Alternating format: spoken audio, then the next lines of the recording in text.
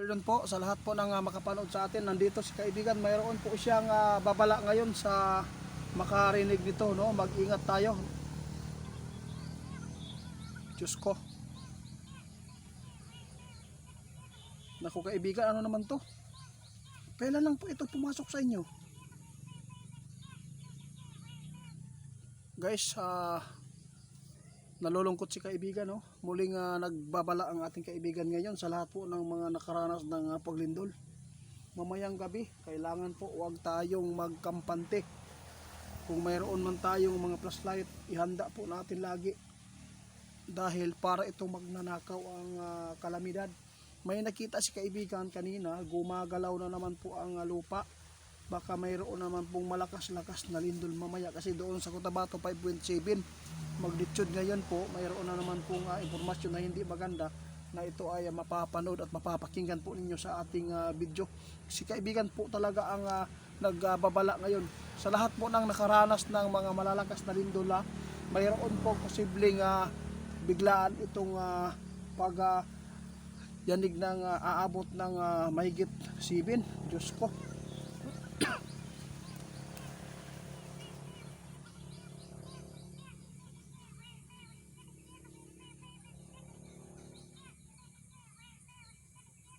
Nako, ito na ang nakakalungkot na balita ngayon guys. Kaibigan, kinakabahan po ako sa sinabi po ninyo.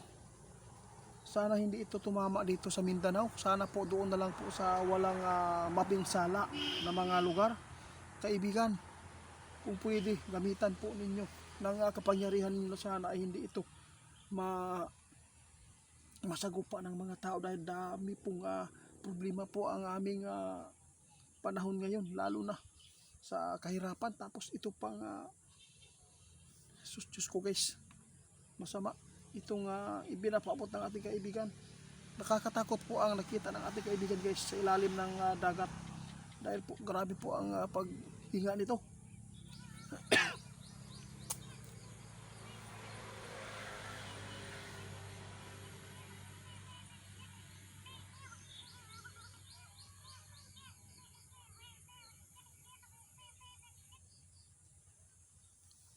Sa lahat ng makapanood, hindi namin gusto itong mga impormasyon na ibibigay sa inyo dahil po nakapagbigay kami ng alalahanin. Pero kailangan natin na ibabala mamayang gabi o madaling araw. Mag-ingat po daw ang lahat dahil po sa nakita ng ating kaibigan ng mga impormasyon na ito ay nakakatakot. Kaya ipinapaabot niya para po daw ay matulungan natin ang panahon natin na sana ay hindi ito bibigay na ang malakas na lindol.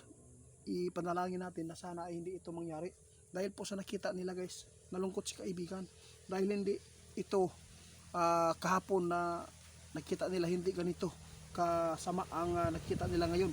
Kaibigan, bakit po ito nangyayari na naman po ulit ang sign na hindi maganda?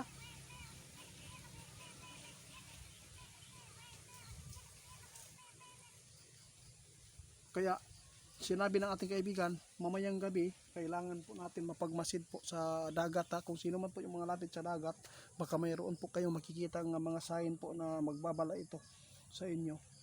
Si kaibigan talaga ang nag-ano sa atin, naghangyo, naghikayat na ito ay maghanda lagi. Dahil po sa nakita nilang kilos sa ilalim po ng kalupaan natin, lalo na ang dagat, ay hindi maganda po ang forma nito at umihinga ito. Kaya ibig sabihin nito guys, kapag mayroon pong mga lindol na hinay-hinay, ibig sabihin nito naghahanap sila na makabuilo ito. Kaya amping mong tanan guys, si kaibigan ang nagpaabot ani.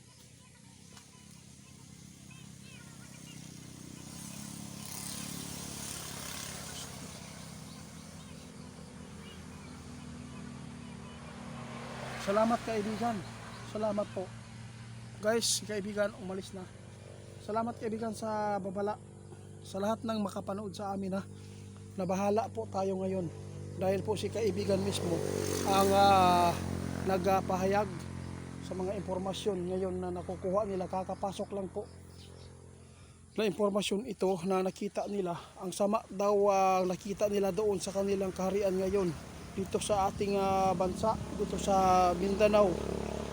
Nakakatakot man ito. Kailangan natin na maging matatag sa lahat po ng malapit talaga sa dagat ngayon. Pinapaabutan kayo ni kaibigan, maghanda daw kayo ng mga flashlight kasi hindi po natin alam, kasi parang magnanakaw itong yung tawag dito, yung lindol. Natakot si kaibigan dahil po sa nakita nila na paunti-unti na mga pagyanig, hindi malakas, nagtigom ni siya, nag-ipon ng ibubugang malakas na lindol. Kaya mamayang gabi, sinabi ng ating kaibigan, huwag po kayo magkampante ha. Mag-ingat tayo. Sa lahat ng mga bago nating supporters, mag-ingat po sa mga scammer, si Ghost Hunter 88 Fans scammer. Kung mayroon kayong orderin sa atin, call kayo, no? Magtawag lang para makita ninyo yung boses ba niya o mukha. Yun po ang importante dito. Salamat po sa inyong mga suporta, sa lahat na nagpaabot sa atin. Grabe po ang mga na kasagupa ng mga pagyanig doon. Sobrang natatakot na sila.